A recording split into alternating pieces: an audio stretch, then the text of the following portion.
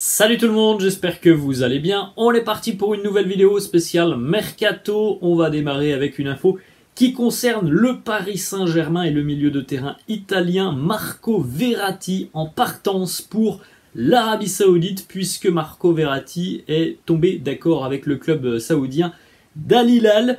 Maintenant, le plus compliqué est à venir pour Al Hilal, puisque Nasser Al-Khelaifi a déjà fait part des demandes du Paris Saint-Germain, c'est-à-dire 100 millions d'euros pour Marco Verratti.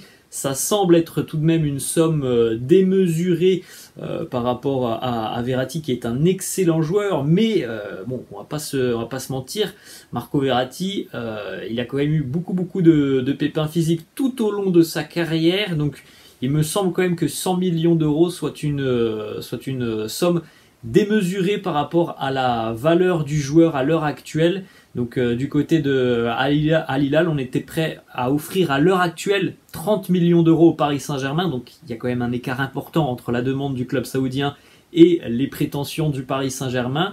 Même si le joueur, lui, semble OK pour rejoindre l'Arabie Saoudite, on est très loin d'un accord, hein, parce que là, il y a quand même un écart qui est abyssal entre les deux clubs.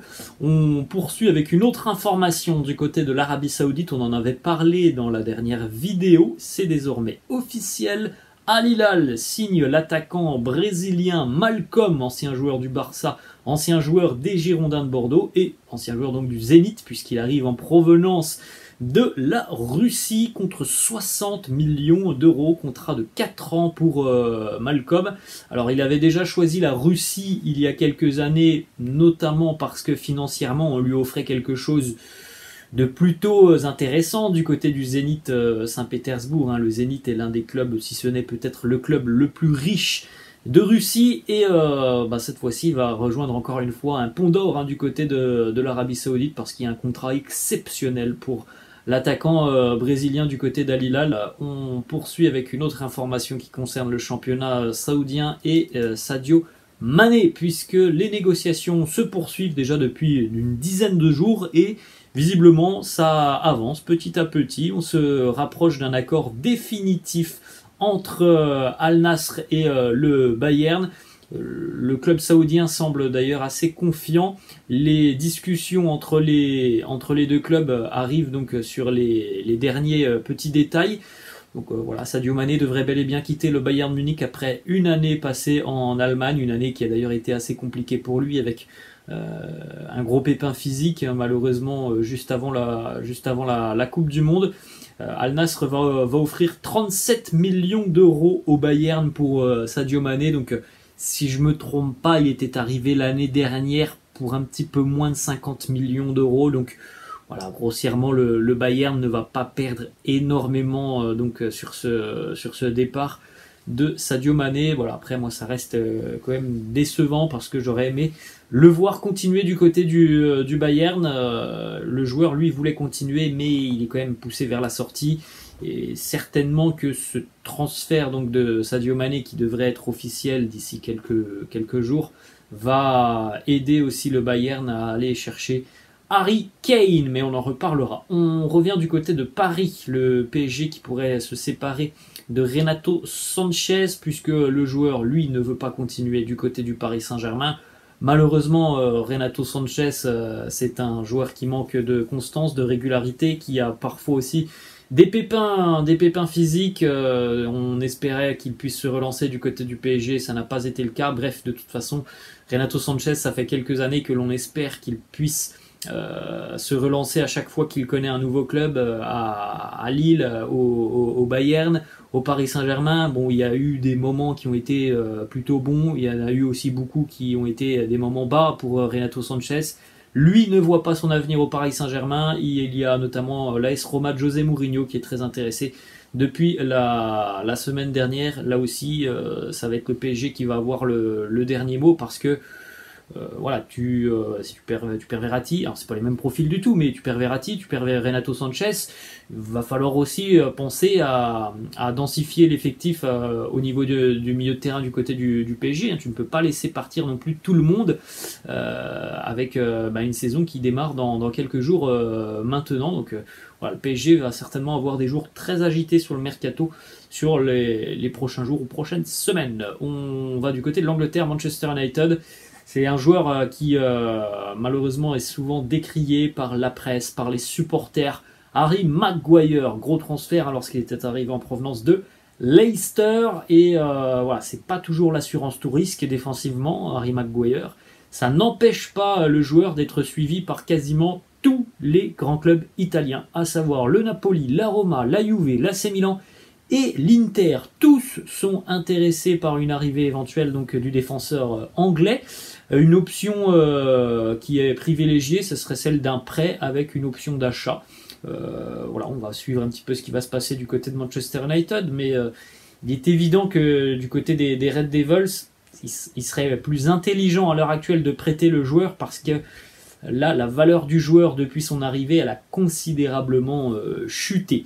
On poursuit, on va cette fois-ci du côté de l'Italie, au Napoli, Al Hilal qui se positionne cette fois-ci sur le dossier de l'attaquant Victor Osimhen. Donc après Malcolm, on pourrait peut-être aller chercher Victor Osimhen.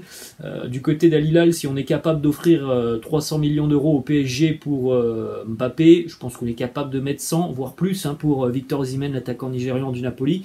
Ça, c'est une offre 100 ou plus qui pourrait évidemment convaincre Aurelio De Laurentiis, président du Napoli, mais là, on ne sait pas de quoi sera fait l'avenir de Victor Osimhen, qui a toujours plus ou moins annoncé depuis quelques semaines qu'il était très bien du côté de Naples et qu'il n'avait pas forcément envie de quitter le club. Donc voilà, si l'intérêt devient de plus en plus sérieux, s'il y a des choses concrètes, eh bien on verra si Victor Osimhen ne va pas céder donc aux offres évidemment incroyables qui arriveront d'Arabie Saoudite.